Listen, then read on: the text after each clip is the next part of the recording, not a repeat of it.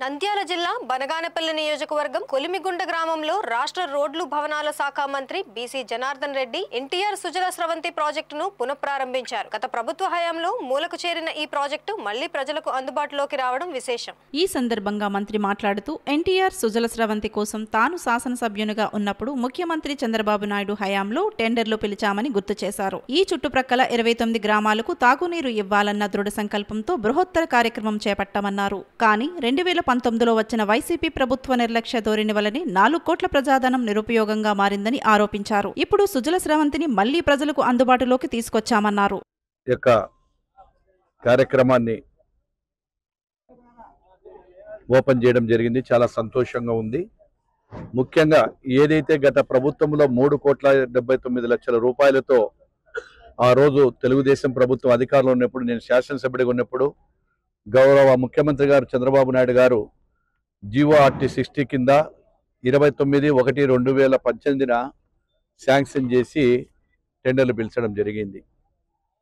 అప్పుడు ఉన్నప్పుడే ఈ చుట్టుపక్కల గ్రామాలకందరికీ కూడా శుద్ధ జలం ఇవ్వాలని, ఏవైతే పరిశుద్ధమైనటువంటి ఈ యొక్క నీళ్ళనన్నిటి కూడా మినరల్ వాటర్ అందరినీ కూడా ఈ యొక్క 21 గ్రామాల ప్రజలకు వాళ్ళకందరికీ ఇవ్వాలనే ఉద్దేశంతో దృఢ సంకల్పంతో నాడు ఈ యొక్క బృహత్తరమైనటువంటి కార్యక్రమాన్ని చేపట్టడం జరిగింది.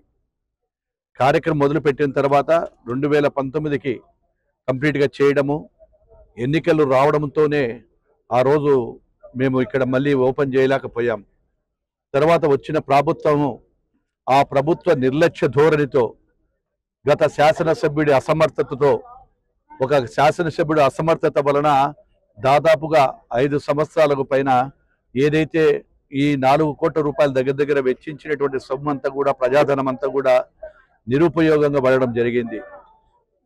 ఈ యొక్క నిరుపయోగంగా పడినటువంటి సుజల స్రవంతి దానిని మళ్ళీ ఏదో విధంగా ఇప్పుడు మళ్ళీ మనము ప్రజలకు ఈ యొక్క శుద్ధమైన నీటిని ఇవ్వాలా అనేటువంటి ఉద్దేశంతో దాదాపుగా 6 ట్రాక్టర్లు పెట్టేసి ట్యాంకర్ల ద్వారా ఈ 26 గ్రామాలకు కూడా ఇవ్వడం జరుగుతుంది.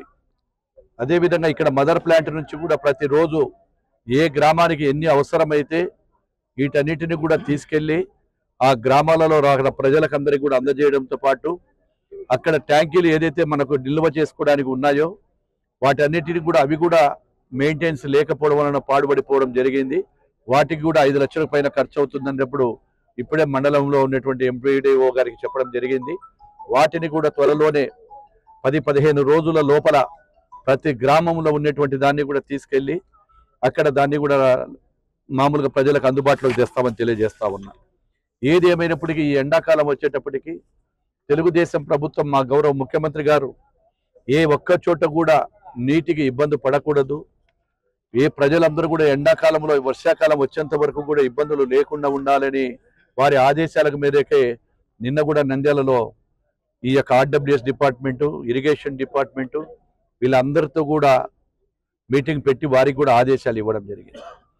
గత ప్రభుత్వం నిర్లక్ష్యం చేయడం వలన, గతంలో మేము ఏమైనా చేసింటే కుంటలో చెరువులో తోవితే అప్పుడు ఆ నీళ్లు నిల్వ ఉండేటివి, గ్రౌండ్ భూగర్భ జలాలు కూడా పెరగడం జరిగింది గతంలో.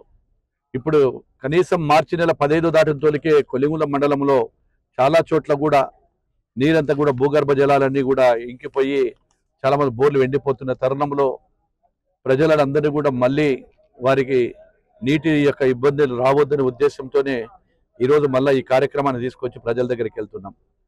ఏదేమైనా కూటమి ప్రభుత్వం ప్రజల కోసం చేసేటువంటి ప్రభుత్వం. ఈరోజు కూటమి ప్రభుత్వం అటు డిప్యూటీ సీఎం గారు కానీ, మా ముఖ్యమంత్రి గారు కానీ ఈ యొక్క పంచాయతీ పరిపాలనను, నిర్వీర్యమైనటువంటి గ్రామ పంచాయతీలను అన్నిటినీ కూడా మళ్ళీ ఈరోజు వారికి పూర్వ వైభవం తీసుకురావాలి. గ్రామ పంచాయతీలకు పూర్వ వైభవం రావాలి అంటే ఈ కూటమితోనే సాధ్యమని చెప్పి ప్రజలందరూ కూడా విశ్వసించి ఈరోజు మాకు 164 సీట్లు ఇవ్వడం జరిగింది. 164 సీట్లు ఇచ్చిన తర్వాత ఒక బాధ్యతతో, ప్రజలు ఇచ్చినటువంటి ఒక బాధ్యత మా మీద ఉంది.